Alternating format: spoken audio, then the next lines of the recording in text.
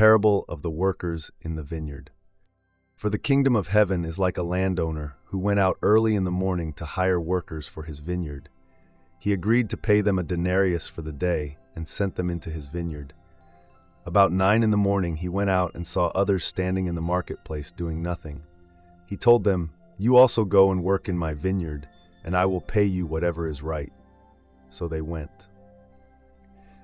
He went out again about noon, and about 3 in the afternoon, and did the same thing. About 5 in the afternoon he went out and found still others standing around. He asked them, "Why have you been standing here all day long doing nothing?" "Because no one has hired us," they answered. He said to them, "You also go and work in my vineyard." When evening came, the owner of the vineyard said to his foreman, "Call the workers and pay them their wages, beginning with the last ones hired and going on to the first." The workers who were hired about 5 in the afternoon came, and each received a denarius. So when those came who were hired first, they expected to receive more, but each one of them also received a denarius. When they received it, they began to grumble against the landowner. "These who were hired last worked only 1 hour," they said, "and you have made them equal to us who have borne the burden of the work in the heat of the day." But he answered one of them, "I am not being unfair to you, friend. Didn't you agree to work for a denarius? Take your pay and go. I want to give the one who was hired last the same as I gave you. Don't I have the right to do what I want with my own money? Or are you envious because I am generous? So the last will be first, and the first will be last." Jesus predicts his death a third time. Now Jesus was going up to Jerusalem.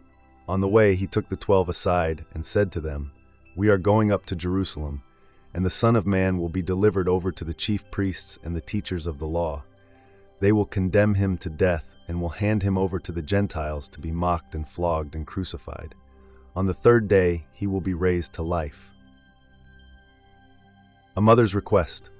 Then the mother of Zebedee's sons came to Jesus with her sons, and kneeling down asked a favor of him. "What is it you want?" he asked.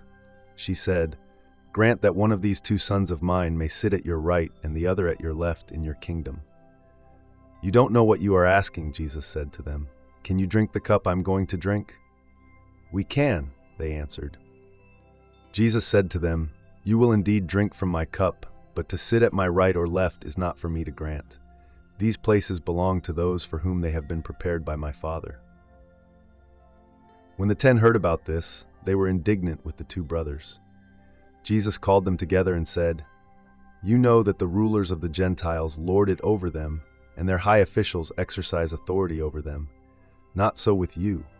Instead, whoever wants to become great among you must be your servant, and whoever wants to be first must be your slave. Just as the Son of Man did not come to be served, but to serve, and to give his life as a ransom for many." 2 blind men receive sight.